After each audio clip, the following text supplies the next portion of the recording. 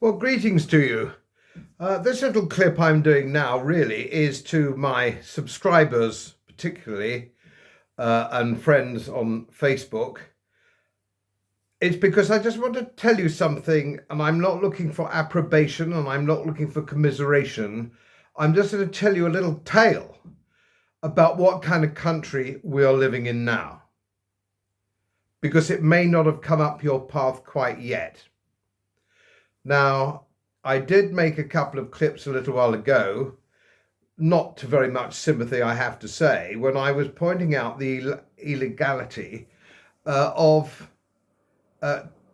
taking Russians' money because they happen to be Russians living in London with no process of law, no due process of law. Also confiscating the gold of Venezuela, which was put here for safekeeping by their government without the due process of international law.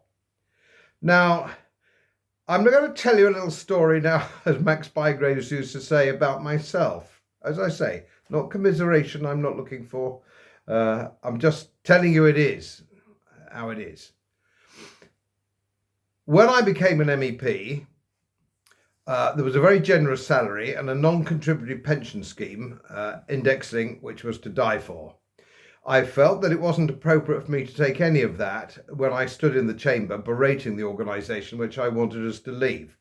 Be that as it may, I didn't take it. I didn't take the non-contributory pension scheme, and I didn't take the generous salary. But there was an option to put into an additional voluntary scheme, which I did, and so I would have a bit of a pension when I finished my term. Now, I did that. I applied for tax relief on it, and I was told that I could not have tax relief on it because it wasn't a registered scheme, but if I put my money with the Equitable Life, I could. Now, being an investment expert, certainly in those days I was, I knew that the Equitable Life was unsafe, so I didn't want to put my money there, so I put it in a different fund. I explained all this to the revenue and they said, well, fair enough, I tell you what we'll do, we can't give you tax relief on it, but we'll only tax you at 10% when you take it out. And I thought, well, okay, not a particularly good deal, but I'll do that. I'll do that. Then when I decided to take it out several years later, they decided to change their mind and said, yes, I know we said that, but we've changed our mind, we're going to tax you at your marginal rate. And I said, but you promised not to, and you didn't give me tax relief on what I put in. And they said, tough. Tough titty. Oh, right, okay. Then I had an existing pension scheme from my private professional life, and I put some money in there in about 2004 to top up that, knowing that I would be coming out maybe in 5 or maybe 10 years, depending, from a political career. So I did that. And I put it in that particular pension fund, and the trustees of the pension fund said I could transfer in specie because they had been told by the Inland Revenue that I could transfer money in specie, i.e. I had stocks and shares, I could put them straight into the fund and get my tax relief on that. And they said, that's fine, Mr. Bloom, that's okay, yes, you can do that. All in writing. 10 years later, they've turned around and said, we've changed our mind, we want the tax from 2004. Just like that, about 20 grand.